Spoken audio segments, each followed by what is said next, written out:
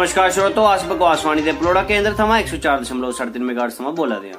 राती दे 10 बजे पौने 10 मिनट होए ते हुण डोगरी खबरां विस्तार करना है। अज जम्मू शहर च मते सारे लोकें बत्ती बंद होने कारण ठंडे पानी कन्नै न्हाइयै मकर संक्रांति ध्याड़े की शुरुआत की, जिसदी वजह कन्नै उनेंगी ठंड लगी गई ते मते सारे लोकें दी नक्क बगने की शिकायत सामने आई।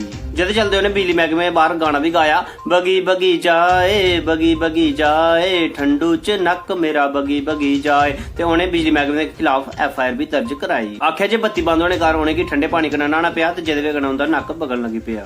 उधर दूए पासे जे कठुआ दे लोकें दी गल कीती जाए ते कठुआ दे लोकें सरकार दी लामा दिता। आखिया जे पानी दी कमी होने कारण उन्हें बगैर नहाते गै मकर संक्रांति दा ध्याड़ा मनाना पिया ते जिहदे चलदे उन्हें गहरा रोष प्रकट कीता। उधर उधमपुरा दे रामनगर ग्रां च मां दी खिचड़ी च मां कच्चे रही गए ते जिसी खाने कारण उनदे सामने आले 2.5 दंद भज्जी गए ते जिहदे चलदे रामनगर दे बंदे सुंदरबनी दे थाने च रिपोर्ट दर्ज कराई। आखिया जे जनानी दी सोची समझी चाल ही जिहदी वजह कन्नै उनदे दंद भज्जी गए। उधर दूए पासे रामनगर दी जनानी अपनी सफाई दिंदे होई आखिया जे उनदा कोई कसूर नहीं है, सारा कसूर बत्ती महकमे दा है, क्योंकि कुकरा दी एक सीटी लगदे गै बत्ती बंद होई गई जिहदी वजह कन्नै मां कच्चे रही गए। दोनों पक्षें दी गल सुनदे ही उधमपुर दे सरपंच ने बिजली महकमे अगे मांग रखी जे बंदे गी सुन्ने दंद लवाइयै दित्ते जान। जियां कि सरकार ने सुन्ने दंद लवाने दी मंजूरी दित्ती, इयां गै बुड्ढे अपनी बुड्ढिया पर इल्जाम लांदे होई आखिया जे उंदे भी दंद अज्ज खिचड़ी खाने कारण भज्जी गए न। सरकार गी जियां कि गल पता लगी ते उन्हें नोटिस जारी किया, आखिया जे पुराने दंद दस्सने पर गै नमें दंद दित्ते जांगन।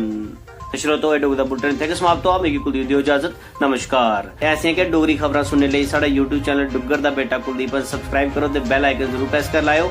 जय डुग्गर, जय मां डोगरी ते मकर संक्रांति दियां मतियां मुबारखां।